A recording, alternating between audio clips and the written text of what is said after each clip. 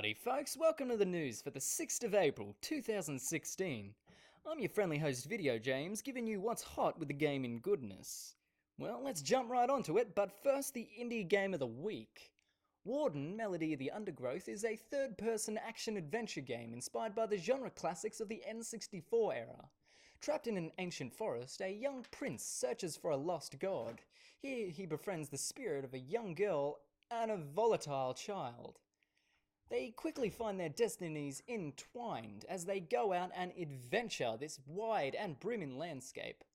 Play as three distinct protagonists, each with their own distinct abilities. Solve puzzles, platform around, and fight with over 60 different weapons. As well, gallivant across the vivid fantasy wonderland for your curious little mind to explore. Coming out for the Xbox One, Xbox 360, and Steam. Blizzard finds themselves being barraged with messages after the removal of a character pose for the female assassin Tracer in the PC hero shooter game Overwatch. With the return of the Overwatch beta came a batch of fresh skins, characters, and poses, but most controversially, a pose in which a female character flaunts her rump in an aggressive manner. This brought a personal message from a concerned player who fairly discussed that this pose doesn't fit with the character and that they wouldn't want their child to see a strong female character portrayed in a way that would seem sexual and out of place. In response, Blizzard agreed and said that they would remove the pose so that no one would feel uncomfortable playing their game. This, as with all internet problems, caused a large amount of backlash from the fanbase, saying that the developers caved in to the demands of social justice warriors, splintering the issue into two camps. Those who side with the removal of the pose, and the others who think this tramples over the vision of the original creators. Honestly, all this outrage and feuding over some bright yellow ass cheeks? Welcome to 2016, everybody. Now, for both you gamers and weeaboos out there, the popular detective Phoenix Wright will be making a foray into the anime genre, with Crunchyroll releasing every Saturday a new animated episode of the gelled blue suited attorney. For Phoenix, going animated seems perfect for his style, but he isn't the only one dipping his toe, as Square Enix and A1 Pictures have released the first episode of a new Final Fantasy XV anime adaptation, Brotherhood. As of now, the first Phoenix Wright episode is out right now with an English sub. So watch it if you want to get your Japan on. Now lastly, on to more legal matters. Valve, the digital distribution giant of Steam, has lost its case with the Australian Competitor and Consumer Commission over the lack of a Steam refund system. The case began in late 2014 after the distribution company was brought up on reports of false and misleading representations to the Australian Steam users. This was before the implementation of the standard Steam refund system set back in 2015, due to this very issue. This is the first case in which a commission has labelled digital products under goods, meaning that companies will now have to be very careful on how they market their products and their refund policies. This also means a shit ton of tax.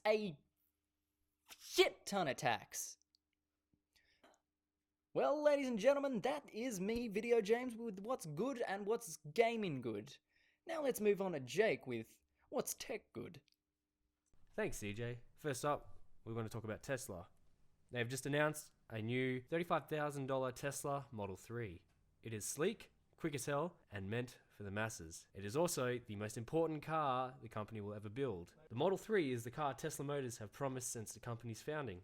This is the car that Elon Musk, the CEO of Tesla, is convinced will push EVs, which stands for electric vehicles, into the mainstream and the technology to an inflection point. Not to put too fine a point on it, it is a car that Musk believes will change the world.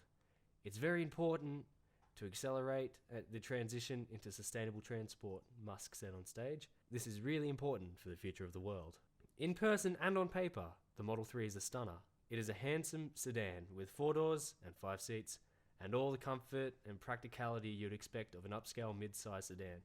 The battery is good for a 0 to 60 miles per hour time in under 6 seconds with a range of 215 miles.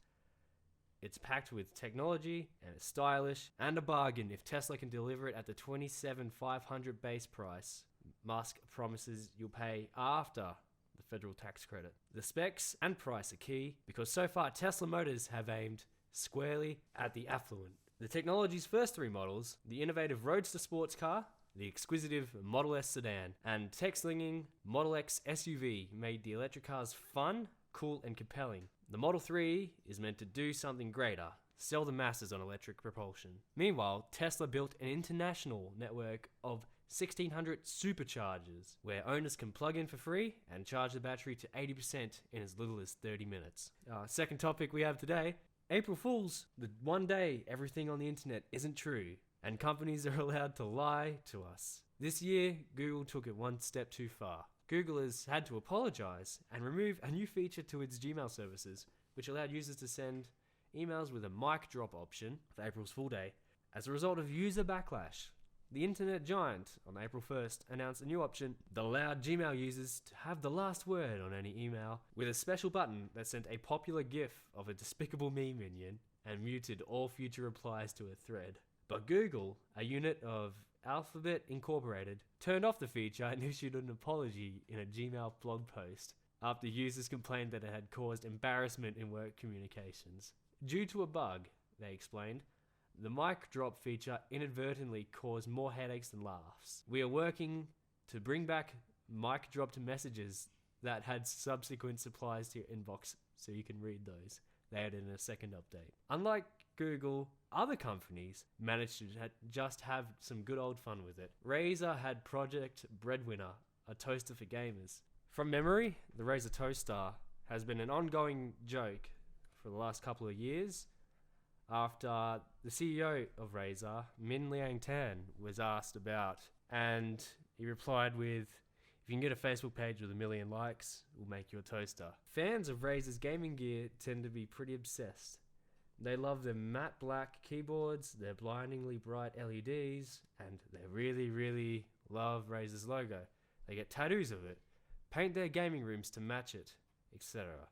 Why wouldn't they want to eat it for breakfast? YouTube also announced Snoopervision. It involved a April Fool's prank where if you clicked on a button on the video, on any video you're watching, it would take you to a link where it explained to you where the future of YouTube was heading, with Snoop Dogg reacting to the videos you're watching in not in real time, but in a personalized recording of a theater where you could look around in the video. And last but not least, Pornhub became Cornhub, and they loaded the front page with lots of corn. Last topic we have today is Minecraft educational. Who would have guessed that the popular sandbox game Minecraft would be made part of the school curriculum? But that's exactly what's being done for Year 8 students at Emmaus College who are studying medieval times in history class and are building worlds within Minecraft that correlate with what they are learning. The concept was introduced to the school by history teacher Seamus Toman after a visit to his home country of Ireland. Mr. Toman said the idea came through his old school. They alerted me to the possibility of Minecraft for spatial learners here at Emmaus, he said. We've picked up within this group, there are a lot of spatial learners. They're very hands-on. They like to discover. Mr. Toman said his students had wholeheartedly embraced using Minecraft in class. Students still have to do their usual research and, of course, use libraries. Seamus Toman, along with other instructors, are looking forward to seeing their pupils get more motivated in studying with the use of Minecraft and other methods. That's all for me, and all for the tech news this week as well. Over to Connor with entertainment. Thank you. Hi, and welcome to this week's entertainment news. As always, I'm Connor, and this is what's going on in entertainment for this week. First today, the classic horror thriller movie The Shining is quite possibly getting a sequel. Writer Akiva Goldsman has taken on the task to try and do the original movie justice.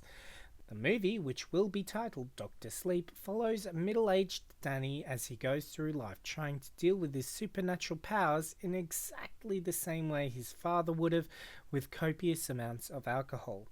Goldsman has done previous Stephen King adaptations, including The Dark Tower, which makes him the ideal candidate to take on this sequel's writing. I hope Dr. Sleep will be every bit as terrifying and encapturing as the 1980s classic Shining was, and I look forward to its release. Next today, an Adele concert has turned to tragedy earlier this week when a fan was injured during Adele performing her latest hit, Hello. Reportedly, something went wrong with the overhead ringing, causing a chain to swing down and strike the fan, leaving them bloodied and resulting them being taken to hospital. Exact details into the identity of the fan are unknown, as are the circumstances into what led up to the accident. Immediately after she was told about the incident, Adele left the stage and tweeted, "I'm so sorry to hear that someone got hurt at my show tonight. It's being investigated to ensure that it won't happen again. I wish all the best for their concertgoers' speedy recovery." Finally today, the fourth installment of the sci-fi direct-to-TV movie series Sharknado has had its full title announced, being Sharknado: The Fourth Awakens. This title alone honestly makes me want to cringe and facepalm. The movie will regrettably hit our TVs on July 31st this year at 8 p.m. Eastern Time. I really hope that this will be the last we see of the series, but there's so many people out there who I know are going to watch it that they're more than likely going to make another one. I very much agree with the subtitle of the third Sharknado movie, Oh Hell No. And that does it from myself and all the guys here at AP. I hope you enjoyed your weekly dosage of news. If you did, then please don't forget to like, comment with what you think about any of the topics covered today, and of course, don't forget to subscribe to be kept up to date with all of our news and Ozcasts and all the other cool stuff we do. And of course, stay awesome.